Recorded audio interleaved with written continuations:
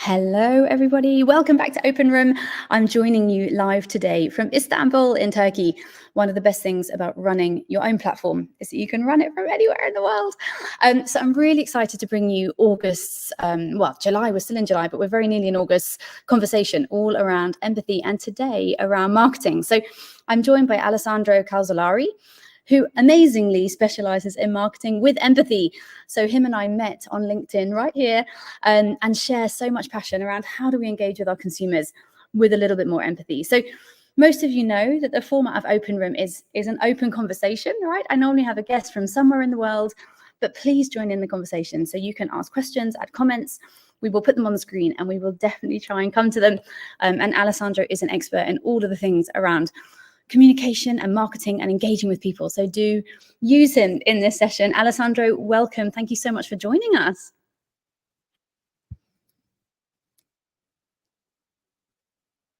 Alessandro, can you hear me okay?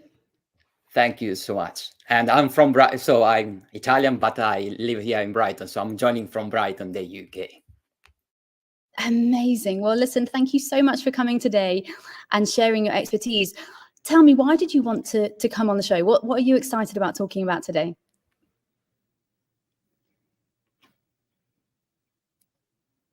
I think empathy, because my background is in like marketing and consumer psychology.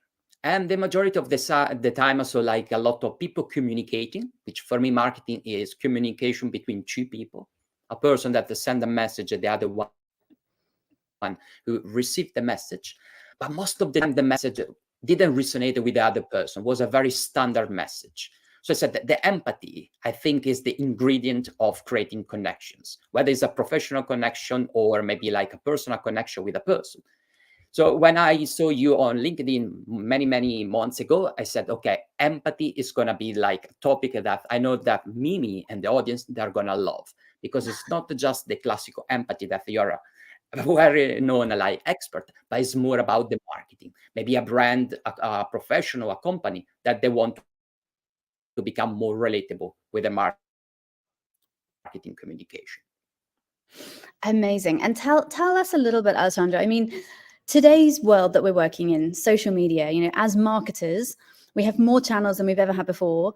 And I'm often personally struck by how much time and money we spend on an asset, whether that's an ad, a video, a piece of content, and then someone just swipes past it, right? Like in a second, they're past the ad. What's your opinion on this? Why should brands still invest in really understanding their consumers, like you said, making those messages personal and taking those messages beyond something that the masses consume? What's the value of that today? Does it still really work given so many channels that we're talking across?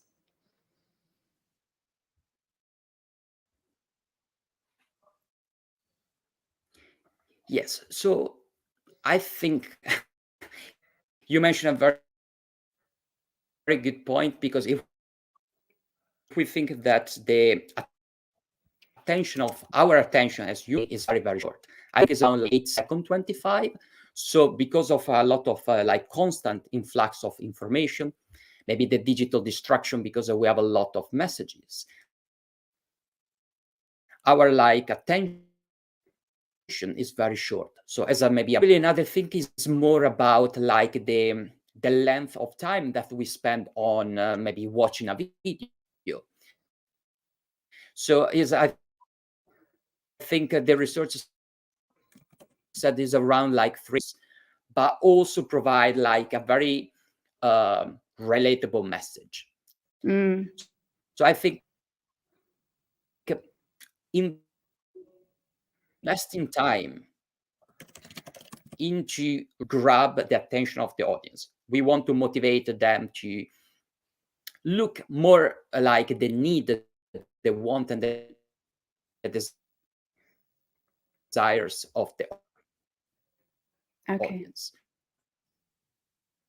Alessandro, your line is lagging a bit. I'm sorry. It's really important. Also, we can't hear you very well. I know just before we went live, our lines were perfect, but for some reason yours is now lagging. So I just want to give you a second to maybe check your internet. Meanwhile, anyone that's listening in, if you've got any thoughts on what Alessandro is talking about here in terms of personalization of your marketing, talking to people. What's the role of empathy? Do just drop your questions below in the comments and we are going to answer them live. And just give Alessandro a second to check his internet connection is okay. That is one of the challenges of global conversation, right? Is making sure that the bandwidth works okay. Can We've lost. Yeah. You're. Can you hear me now? We can hear you, but you're kind of lagging. So maybe just double check that a second, and then hopefully we can jump right back in. One of the realities, right, of going live with people from all corners of the world is always quality of internet. But for those of you that are just joining us, we are here talking about empathy in marketing today, brand loyalty and engagement across channels. We've got Alessandro Calzolari here with us. He just had a few troubles with his internet, and then we're going to carry on. Alessandro, are you back? Let's see if we can hear you now. Okay, can you hear me better now? I think so. Let's pick up where you left off. You were talking about the role of sort of personalized communications and really engaging with people, and then we lost you. So let's pick up there. Okay, so the point was to really grab the attention of the audience, and in order to grab the attention of the audience, to dig into really understand the need, the want, and desires of the other person. And the advantage of doing this, because a business or a brand can say why I should do it like that, it's not just to grab the attention of the audience.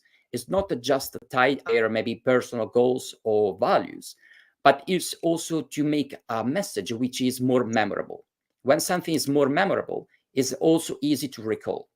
And we want to be the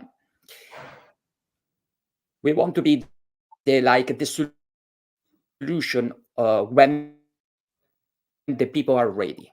Most of customers or message, but maybe in 1 month's time or 1 year time, we want to be like the brand that the person is going to think about when they're ready to do like maybe a purchase or they need to solve a solution.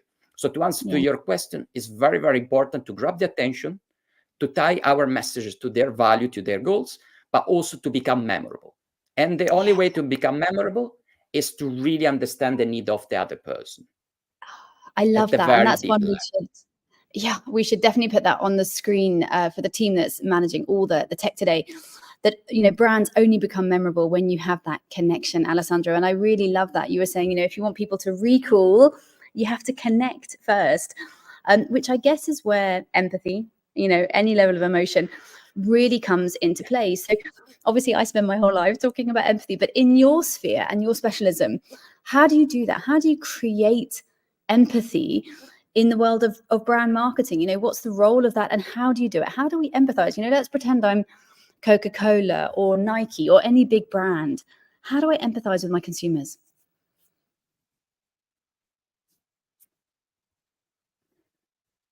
I need to, as I said, like a shoes of the other person. I need to put in the shoes of my audience. When I put in the shoes of my audience, where I try to understand what are the needs, what they want from me, because the majority of the time we create a message or we build a product or service which doesn't align with the consumer's in the past, and we're going to create a solution. If I'm a brand, instead, what I want to do, I want to listen. I want to listen what people need.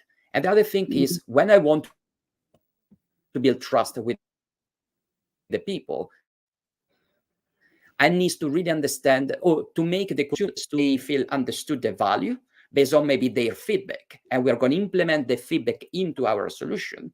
The people create trust. We create trust with people. And when we create trust, we can also feel like understood, listen, all the different things that if you don't use empathy, if you don't put in the shoes of your audience, you create a message, but also product to service, which is very maybe standard and also the people become more involved, emotionally involved in our offering. And this is the way. So the way that I, for example, my clients is really understand what is the problem. First of all, who is your ideal client? Because of the time we try to help everyone.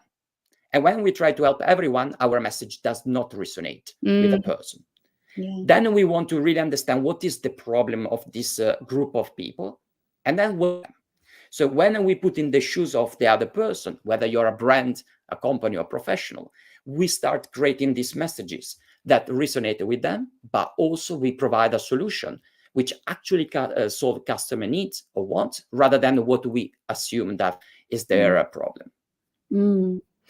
I really love that addition there, Alessandro, about, knowledge over assumption, which is fundamentally what empathy is. I spend so much time telling people, empathy is not a soft skill. Empathy is not an emotion, right? This is a data set.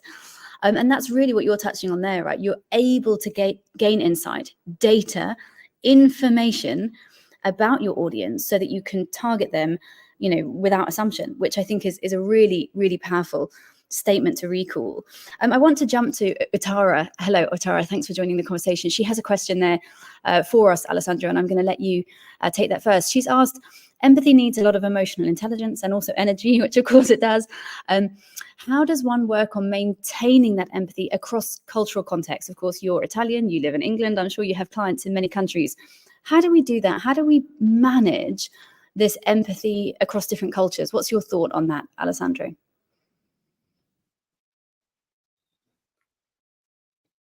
My thought is, like, the general thought is to do that. We are like I think Uttara is from India. Whether we are in India or we are in UK, we need to do a research. We should not think about that a product in the UK or in India needs to be exactly the same. There are like some cultural maybe influence that we need to do a research. So when I said, for example, at the beginning, we really need to understand who is the ideal client, who is the person that we can help. It's exactly the same. What is the culture that we can help with? Because we might not help everyone. Our product or service doesn't resonate with that culture.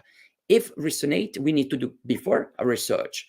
Then we really need to be immersed with the culture, let's say like the Indian culture, and then start refining our product or service. But my suggestion is to really focus on the culture rather than thinking that all the cultures are the same. They are different. We need to listen, active listening, and then we refine our solution. That is my main suggestion. But focus on one culture rather than helping multiple cultures, because it requires a lot of energy, for sure. Yeah, and I mean, I really love that. I think that the question here, I just popped that on the screen there, is, are you listening beyond the surface level and reflecting culture? So, I mean, I agree with you absolutely there, Alessandro, when you're talking about research and really gathering information. I think, Utara, often research has this perception of being a huge investment that only the big brands can make. But I've seen research in really small scale actually work really powerfully across cultures. So simply gathering 8 or 10 people in a Zoom room in your different markets, or it might just be different cultures across the same country. I'm not sure exactly where you're based, Utara, but for example, in a country like India, China, even Vietnam, some of these other countries across Asia, we have multiple cultures within one country, right? So sometimes it's just about gathering people and asking them some questions, having an open discussion, a little bit like we're doing here in OpenRoom, and just understanding, right? I mean, Alessandro, you mentioned their active listening, which is something that I spend a lot of time teaching, which is fundamentally just having that active decision to hear what they think and what they want. If you're a tea brand, how do they drink their tea? When do they drink their tea? What's the difference? I'm in Turkey this week, as I mentioned, and looking at the tea culture here compared to the tea culture in the countries I live in, totally different world. And simply sitting in a tea shop, you can pick up a lot of that empathy by watching people. So anyone else that's got any questions or comments, you like what we're saying, you don't agree with what we're saying, please pop them down there. We're going to pop them on the screen and address them. But Alessandro, let's talk about some brands that are getting it right. It is hard, as Utara said there, it takes energy, takes emotional intelligence. Which brands do you think are doing this right? Any examples or thoughts, things that you've seen that really show that empathy in action?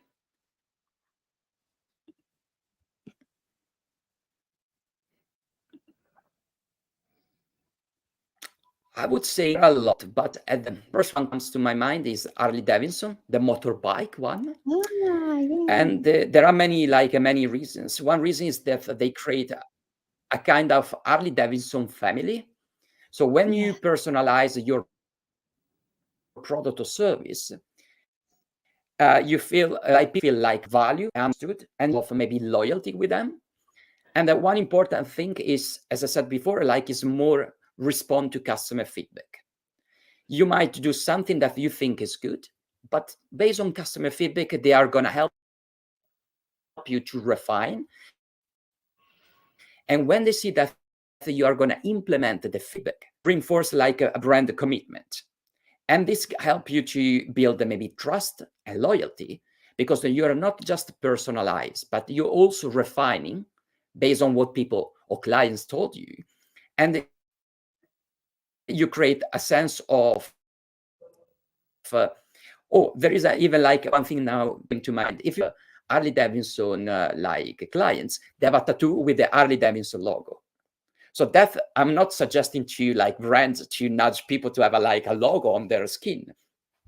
But I think if we think about the level of emotions that Harley Davidson projected to these people at the stage of where the person tattoo the logo, that's from my point of view, which I think in psychology they call the social currency. People feel like you create an identity for these people. They feel proud. Maybe it's even a sense of exclusivity, because not most people to love Harley Davidson. Maybe you feel one of them. And there is also a sense of belongingness. I feel part of this community, the Harley Davidson community. But I think the key point that when some people with a logo on their skin is to create maybe a conversation. Is a start. Whether I'm using the motorbike or I'm not using the motorbike, I still have this kind of maybe kickstart for a conversation. Yeah. There might be another person that love Harley Davidson, or want you to do Harley Davidson logo, and that create the word of mouth. So you start creating this kind of maybe you have people that, or your existing clients, brand ambassadors. They do marketing for you. So you're going to reduce the cost of doing marketing because you empathize with them. You ask them questions. And my suggestion is to ask 20% of the time questions, 80% listening, because the other person can project everything or what they think. Yeah. So I think Harley Davidson is my favorite one, despite I don't have a Davidson. I wish I had one. I mean, I'm not sure I could. I'm such a tiny person. I'm not sure I could carry the bike, but they are, like you said, I think that even as someone that isn't interested in Harley Davidson or any bike, I have a car and that's fine with me. But I fully resonate with what you're saying, Alessandro, about just an identity and a community, right? When you see people riding together, I've seen it often actually in South Africa, because they have these big open roads where people on their Harleys, they clearly do weekend trips and they travel together. And I love what you mentioned there about this sense of community, right? A sense of belonging.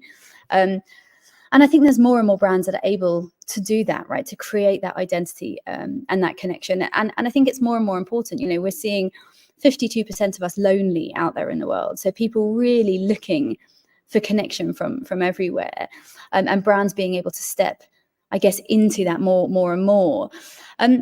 So, Harley Davidson's a great example. I think Airbnb, by the way, is another one that I see showing, huge empathy for humans generally. Tell us your sort of favorite example of that human-centric communication. What have you seen this year that really resonated with you and to the audience? If you've got any brands that you love or you think did this really well, do pop a comment below so that we can comment on that. But Alessandro, what have you seen this year that you really loved that showed that human centricity from a brand communication point of view?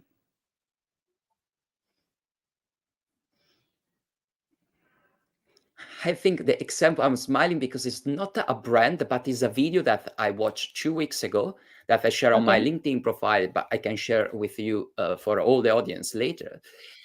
And it's a video about, which I think if we if I'm a brand, I would like learn from this video. It's a very short one where there is a dad who is trying to donate the heart to the son.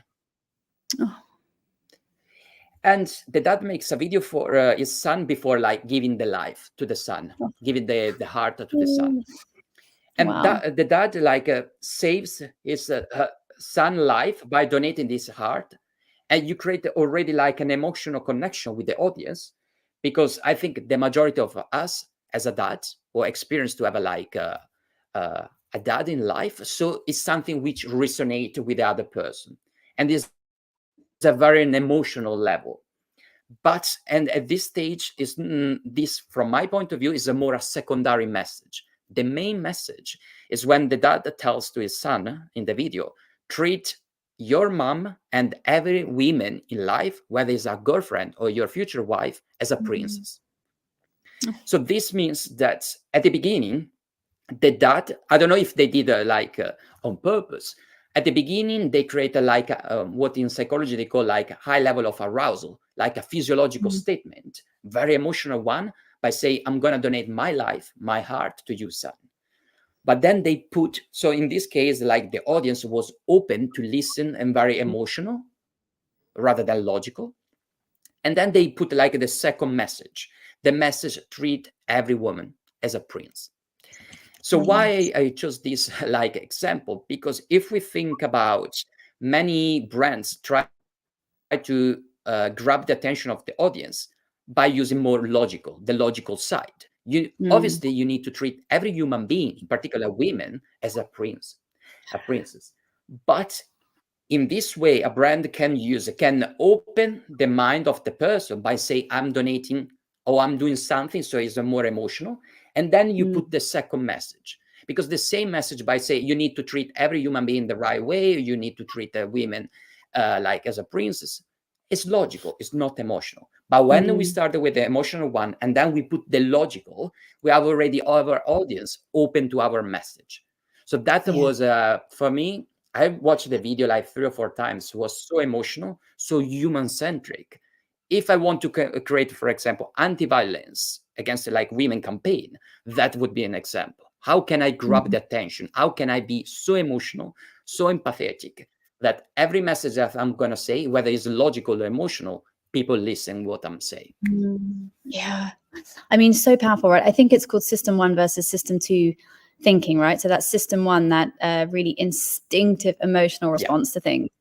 The power of using that before you follow up, like you said, with that more system 2 rational, slow thinking through of things, right?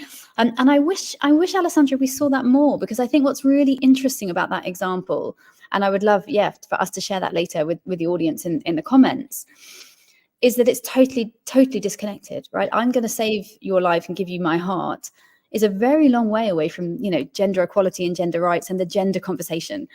So really, really insightful. And I think few brands have done that, have kind of gone left to then end up right. So I think it goes back to what you were saying at the very beginning, which is when you want to create something that's memorable, you need to first create emotion. I still think, Alessandro, that so many brands go really fast into rational messages, right? Promotions, offers, benefits. As you look at marketing, and this is, not a strategic question, just a personal question, as you look at the marketing out there, do you think that brands are becoming more open to this empathetic communication, or do you think we're going the other way?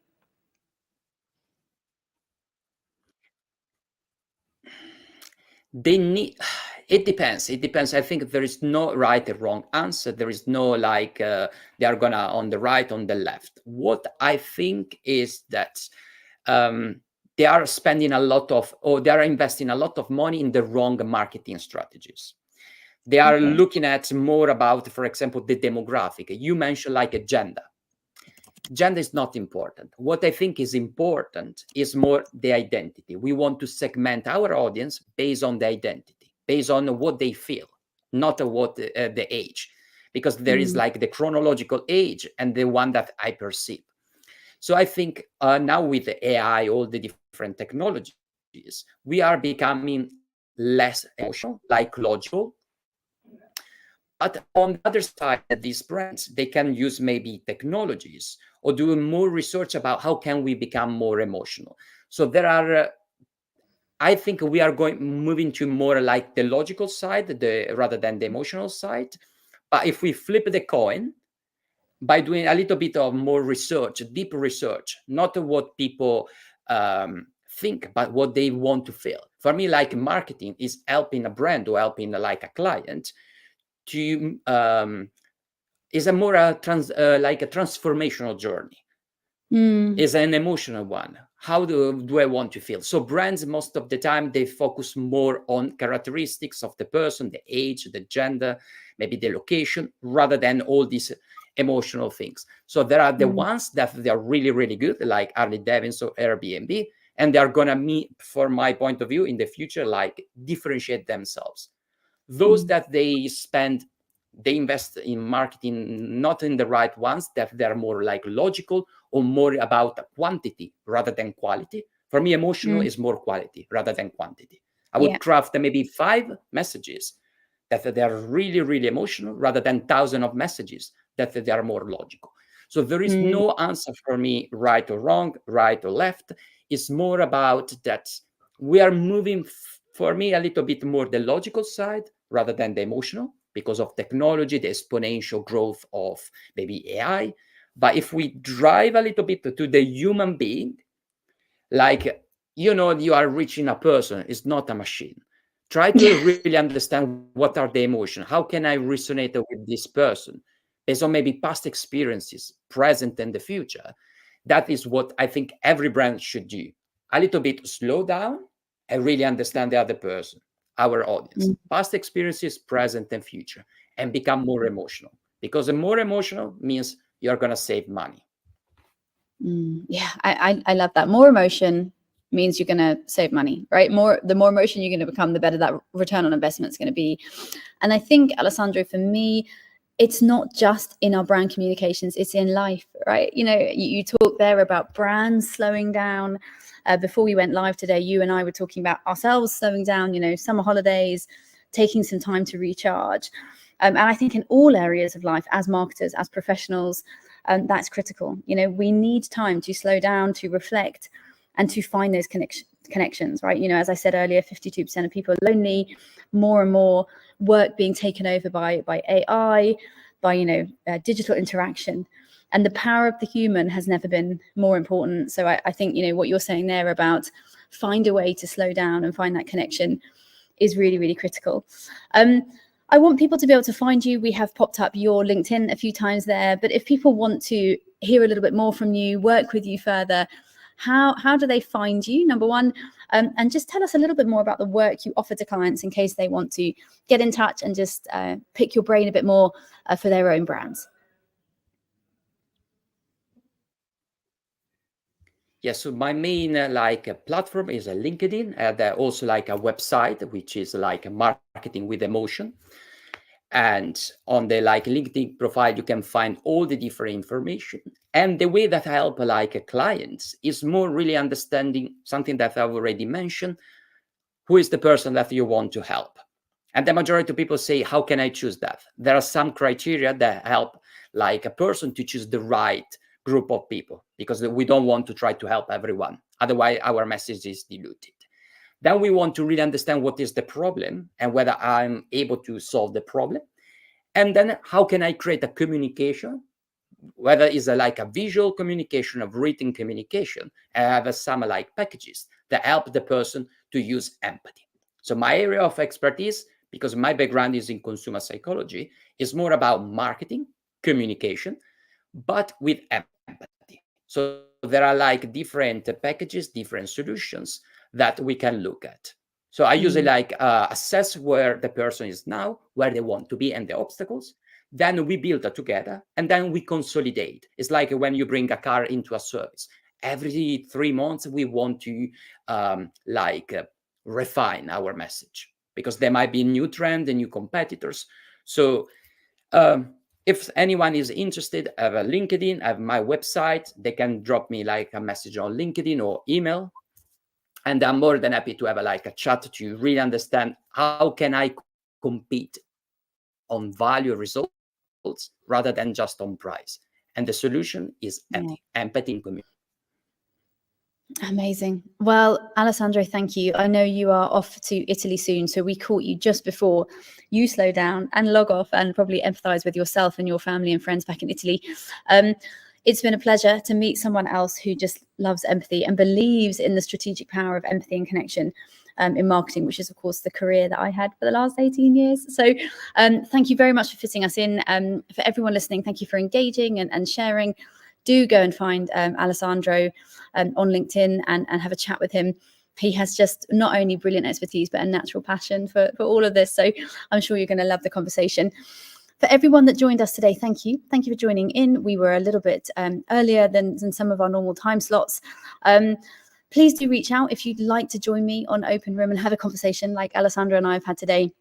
They are very open. We have 1 to 2 a month, and we try to bring new conversation and open opinion out to LinkedIn and the other platforms. So do drop me a message if you'd like to join. Meanwhile, thank you very much for being here. And Alessandro, thank you again for fitting us into your summer. Thank you, Mimi, for having me. Thank you so much. I really appreciate it. Bye. Bye-bye. Thank you.